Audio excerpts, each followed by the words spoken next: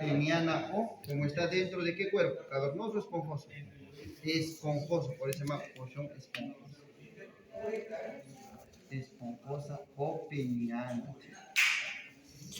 Ahí están las tres porciones entonces, P1, P2, P3. Ahí están las tres porciones. Como les digo, hay una porción preprostática también que lo pueden colocar, eso es válido. En la porción prostática deben saber que es la porción más ancha. ¿Y ahí quién desemboca en esa porción prostática? ¿Desemboca quién? Desemboca el conducto eyaculador, pero aparte desembocan los conductos prostáticos. La próstata también libera vesículos secreción. Muy bien.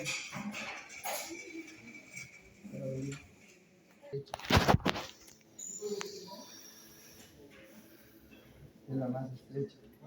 Y esta porción membranosa constituye, ¿qué cosa? El esfínter externo. Y la porción esponjosa es la más larga. La más larga. Y en esta porción larga de la esponjosa es donde desemboca. ¿Quién desemboca? El conducto. La glándula, ¿qué glándula, chicos? Así es lo que ¿qué glándula? De Cooper. ¿Dónde desemboca la glándula de Cooper? En la uretra peniana o esponjosa. Ahí desemboca. En cambio, la membranosa desemboca el conducto eyaculador y el conducto prostático. Entonces, la más larga es donde desemboca la glándula de Cooper y Littrecht.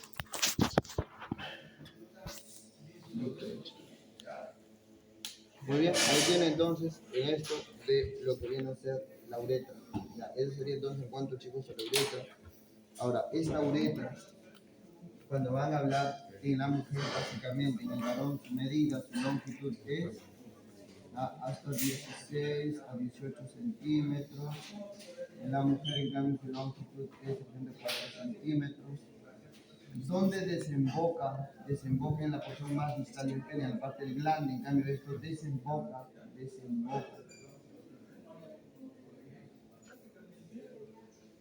en el introito,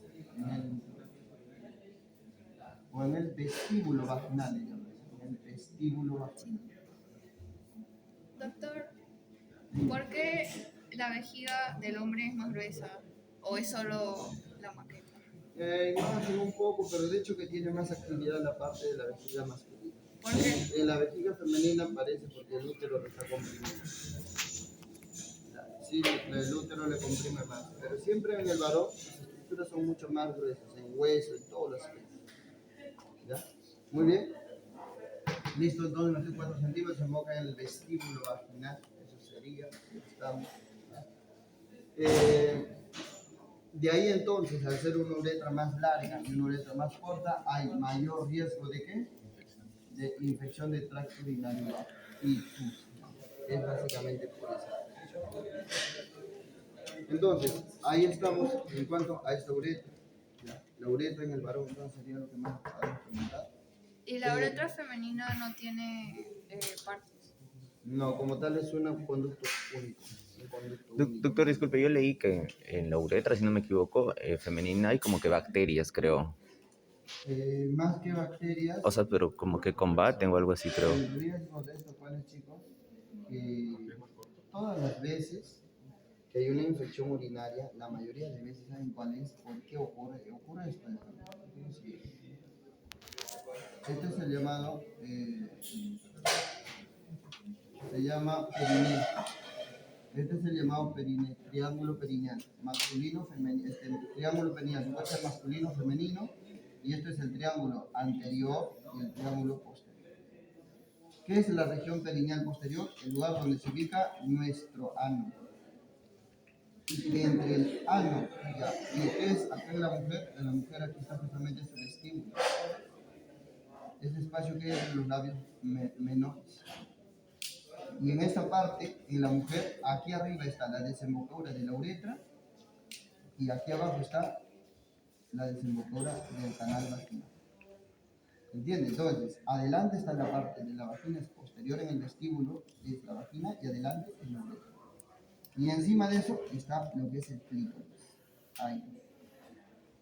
¿Se entiende? Esa es la posición más o menos. Este es el llamado vestíbulo. Vestíbulo.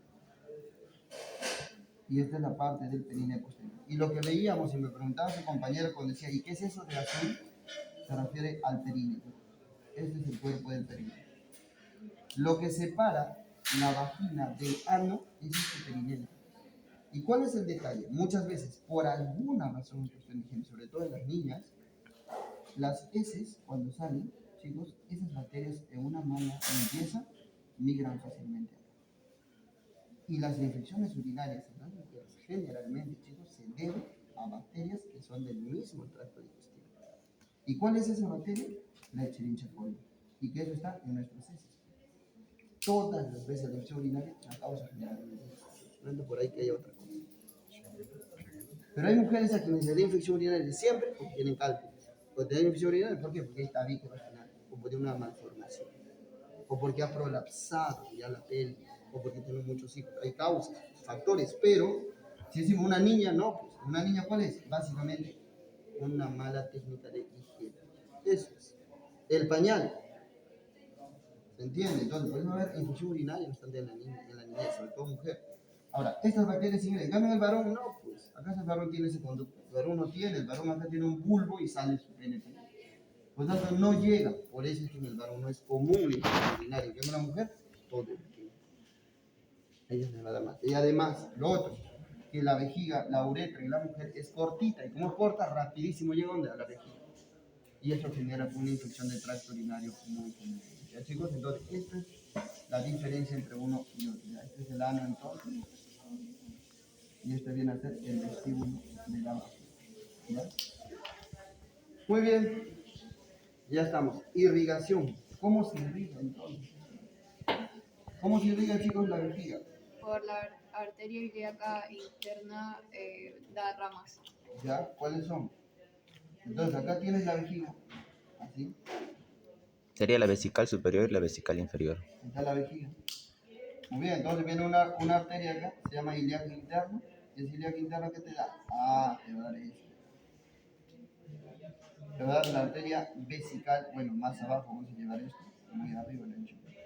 Te va a dar una arteria que se conoce como arteria umbilical, y de esa arteria umbilical va a salir la vesical superior. Pero esta ilíaca continúa. ¿Qué te va a dar acá? Acá sí te va a dar la vesical inferior. Entonces, la vejiga está irrigada por dos arterias, arteria vesical inferior y arteria vesical superior. La vesical superior sería esto y la vesical inferior sería esto. ¿De dónde sale esa vesical superior? De la arteria umbilical.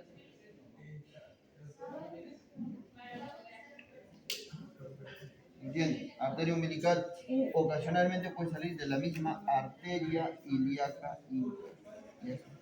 Entonces, esta es la porción proximal de la vía urinaria inferior, pero si nosotros hablamos qué seguía de esto, cómo estaba esto de la uretra, entonces acá sería más o menos así. El cuello ahí está, y ahí está. En el varón más o menos estaríamos hablando así. Recuerden que en el varón hay una dilatación distal, se llama fosa navicular. Ya, la fosa navicular. Entonces, esto está contenido acá, chicos, en el llamado cuerpo. ¿Qué cuerpo? Esponjoso. Muy bien. Ese está contenido en el cuerpo esponjoso. Entonces, la irrigación aquí ya sería más distal, la mujer más proximal. La vejiga es más proximal. ¿Quién irriga entonces acá? ¿Quién va a irrigar entonces acá a esta uretra? A esta uretra, sobre todo el varón. Entonces depende. Y aquí es donde viene esta arteria.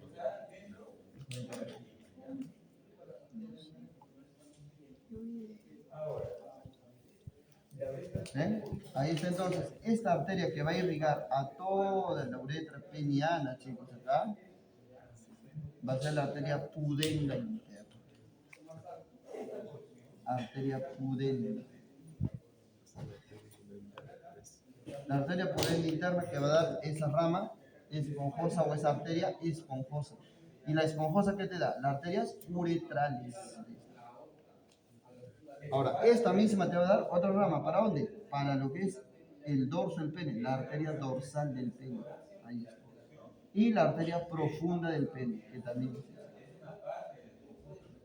Pero a nosotros nos interesa esta de acá, que viene a ser la arteria esponjosa. Y esa arteria esponjosa es la que va a dar la llamada la arteria uretra. Ahora, pero la uretra no empieza ahí en el varón. ¿Dónde empieza? Arriba. ¿Aquí qué cosa hay? Próstata. Hay próstata, ¿sí? Aquí hay próstata. Entonces la pregunta es, ¿y quién va a irrigar para esa arteria, a esa porción prostática y porción membranosa? Ah, y ahí vienen entonces las llamadas arterias vesicales inferiores. Ahí está. Porque la vesical inferior, chicos, es la que va a dar acá. ¿A quién? Va a dar a la arteria prostática y a las arterias seminales. Ahí está entonces, esta sería la arteria vesical inferior.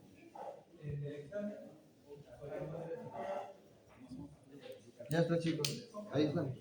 Entonces, ¿quién te da las arterias prostáticas? Las vesicales inferiores también. Ahí está entonces la porción prostática membranosa y tienes ahí la porción peniana. Para la irrigación de la uretra, entonces tienes la vesical inferior y la pudenda interna. En cambio, en la mujer esto no ocurre.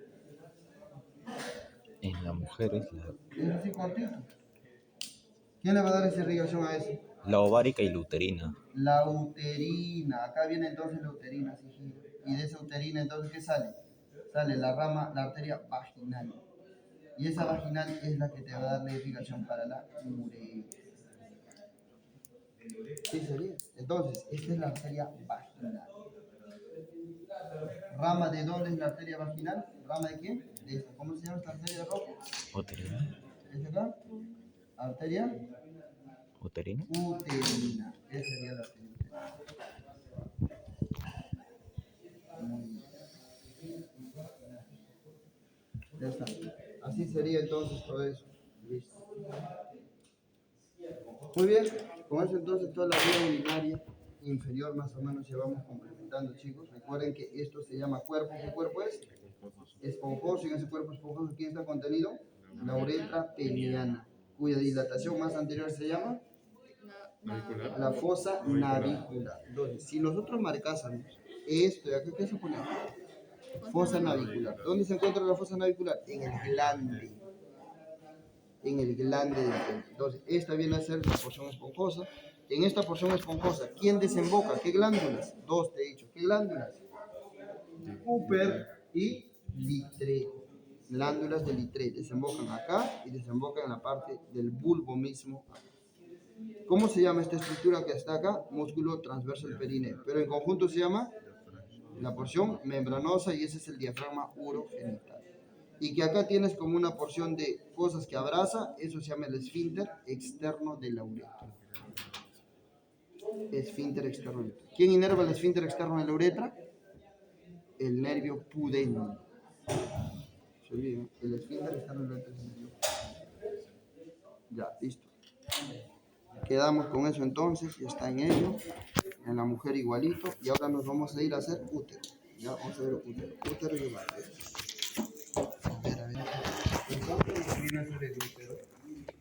Lo siguiente. Tienen que reconocer lo siguiente. Útero. Primero, el útero tiene una posición y una localización. Y su localización es intrapélvico. Puede llegar a medir en longitudes ya de 6 a 7 centímetros de largo por 4 centímetros de ancho y hasta 2.5 centímetros de espesor, 2.5 a 4 centímetros de espesor, así más o menos es. ¿Ya? Ese viene a ser un útero normalmente en sus medidas. Largo, ancho y espesor. Largo, ancho y espesor.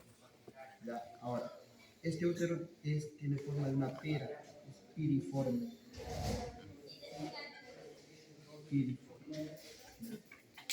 ¿Qué más? La posición y las porciones que va a tener es la siguiente. Observamos acá.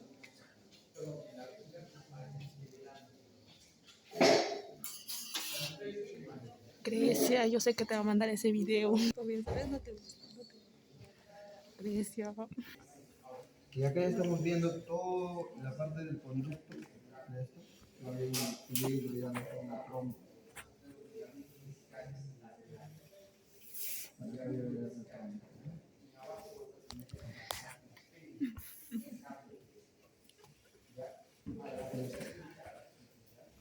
Ahí tienen esto del útero. El útero tiene sus partes, chicos. A esta parte acá le llama fundus. Esta es la parte del fondo o fundus. Esto viene a ser sus paredes, anterior, posterior. Tiene dos paredes, anterior, posterior. ¿Ya? La parte donde más va a ocurrir la implantación de un fetito cuando se va a dar la fecundación es en la parte posterior superior, entre el fondo y la pared posterior. Ahí más o menos ocurre. La parte interna de este útero se llama endometrio. Es un epitelio cilíndrico simple. Ese es el endometrio. Y el endometrio tiene dos partes, un endometrio funcional y un endometrio basal. El funcional es el que se desprende en los días de En menstruación, el ¿no? ciclo menstrual. Ciclo menstrual. Detrás de esto ya tienes recién la parte que se conoce como miometrio. Y el miometrio es importante porque es un músculo muy distensible, de ahí entonces que de 6 va a crecer hasta casi 30, 40 centímetros. O sea, se va a dilatar 1000 veces su tamaño durante la gestación. Entonces, esto viene a ser el miometrio, chicos. Y lo que está afuera es el perimetrio. Y el perimetrio no es más que la serosa o el perítono. Ahí, ese es entonces el perímetro. Entonces tienes endometrio, miometrio y perimetrio. ¿Ya? Eso sería entonces. Ahora, observen lo siguiente. Ven que aquí hay un punto de transición. ¿Entre quién? Entre lo que viene a ser el útero, el cuerpo, porque este es el cuerpo uterino, su cavidad es el cuerpo, aquí el fondo, y tiene sus vértices. Vértices. ¿Cuál es la importancia de los vértices? De que en estos vértices se ubica ¿quién? El marcapaso del cuello del útero. ¿El útero tiene su marcapaso? Por supuesto. ¿Para qué sirve ese marcapaso? Para que durante la gestación se contraiga el útero y el feto siempre bote hacia abajo. Entonces, este es el llamado marcapaso uterino. ¿Dónde está el marcapaso uterino? En los cuernos. Ya son sus vértices o cuernos, así le llaman, cuernos. Y acá hay un punto de transición. Esta cosita larga, que están viendo acá, que más o menos mide 4 centímetros, esto se conoce de 3 a 4 centímetros.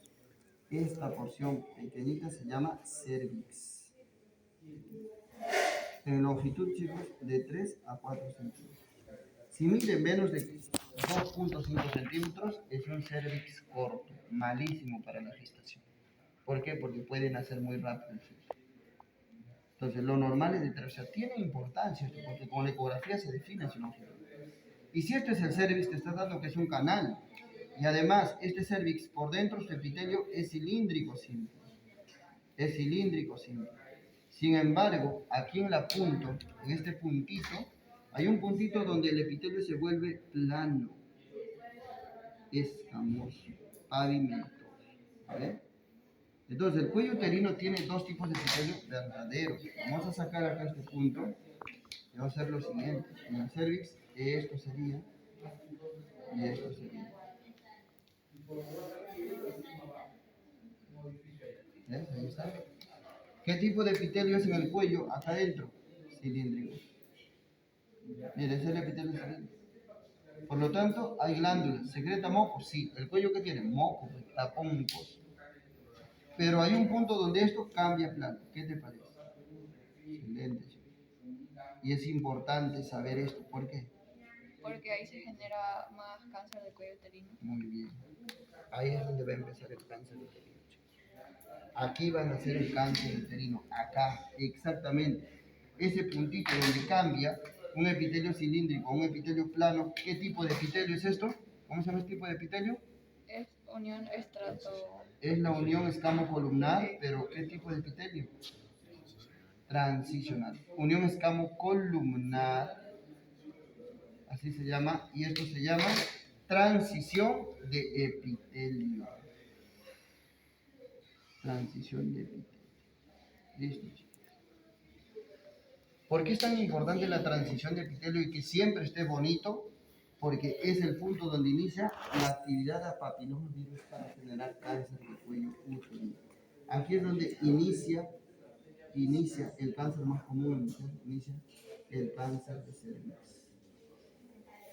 Y ese es el lugar que identifican con el Papa Nicolau, Juancito Bruch, por tener muestras del Papa Nicolau, exactamente a ese nivel.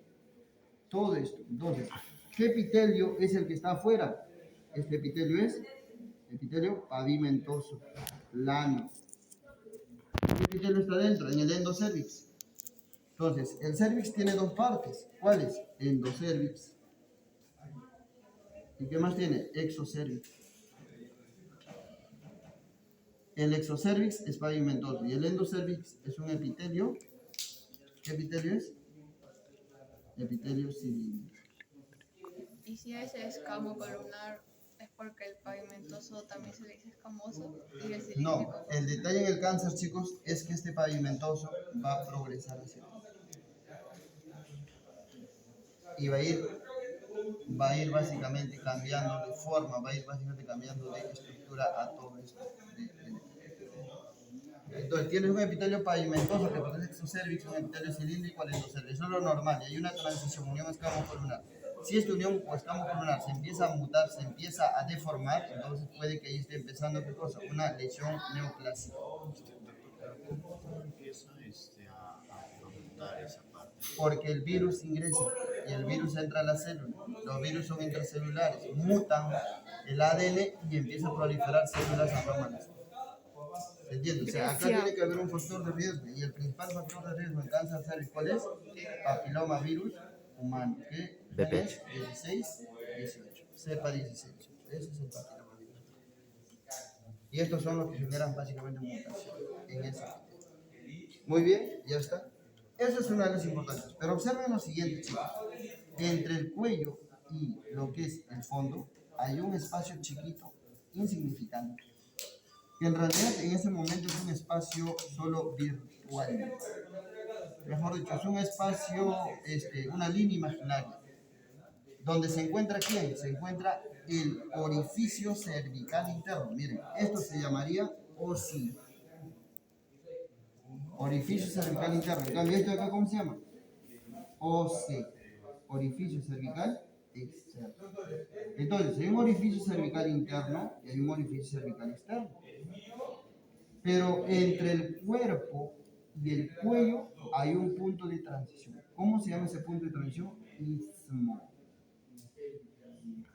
Chicos, el istmo es algo que es como una línea. ¿Cuál es el punto de transición entre el cuerpo y el cuello? El istmo. ¿Qué es eso? Una línea. ¿Cuánto mide? Es una línea. Ah, ya. Pero ¿qué pasa acá? Miren. Observen lo siguiente y observen la importancia del istmo. Ya, observen la importancia del istmo. Entonces, durante la gestación, ¿qué pasa? Este es el cuerpo, ¿no? Esta es la porción del fundus, y están sus cuerpos. Entonces, ahí está el cuerpo, ¿no? Estamos en una gestación. Hay un feto y aquí hay un feto.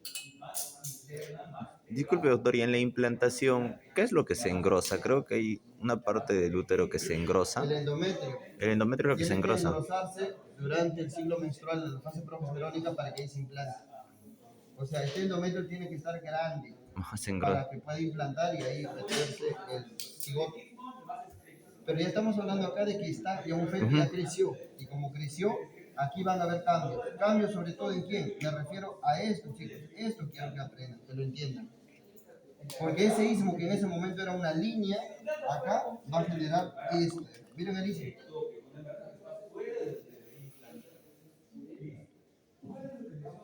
Y luego el cuello se va achicando cada vez más. ¿Cuenta? ¿Qué ha pasado acá? Este cuello que normalmente, miren este cuello que normalmente era largo, hasta 4 centímetros, ahora ese cuello solamente es 1 centímetro. Y de ahí no va a estar, va a desaparecer el cuello. Pero ven que todo esto se ha formado, un espacio que no había al inicio, porque el cervix se convirtió en esto. La pregunta es, antes del cervix, ¿quién estaba? ¿Quién estaba antes del cervix? Istmo. Y este el cuerpo. Cuerpo, cervix, o sea que esto es el istmo. Sí. ¿Cómo se llama este istmo en una gestante? Segmento. Y cuando ya nació el bebé, vuelve a la Va a normalidad. volver todo a su estado normal. ¿Cuál es el detalle y cuál es la importancia de esto, chicos? Es que este segmento se convierte en la parte baja del útero. Y al convertirse en la parte baja del útero, como es algo que aparece y desaparece, entonces en las cesáreas, aquí se hace el corte. Ahí se hace el corte. El ginecólogo, para poder extraer por cirugía al feto, ahí lo Y cuando vuelve a la normalidad, ese corte se hace más chiquito. se hace chico. Y si luego vuelve a Nuevamente crece, pero no va a afectar al cuerpo uterino. y lo cortas en el mismo lado. Puedes cortar el mismo. Porque yo escuché que cuando ya tienes como 3 hijos, Ya no se ya puede. no puedes. ¿Por qué? Porque hasta 12 salen para arriba de riesgo, no durante el corte. El problema es que la gestación se puede romper más de 12 años. Y entonces, ¿qué pasa ahí? Normal, o sea, por eso se tiene que tratar de prever el parto antes de tres partos. O sea, tú no puedes indicar un parto vaginal sabiendo que ha tenido 2 cesáreas antes. Porque al pujar se puede romper el útero. Entonces lo abres Todo es cesárea, 3 cesárea, veces cesárea, nada más. en el mismo lugar. Claro, y ahora, 3 cesáreas tienes, de ahí ya no más. ¿Por qué? Porque ya se va a romper de por sí, así no sea parto vaginal. Y Entonces ahí queda su producción. como, o sea, ya no tiene más. Ya no puede tener más hijos. O a menos que tenga hijos, pero ya tendría que ser en periodos más tempranos sacarlos.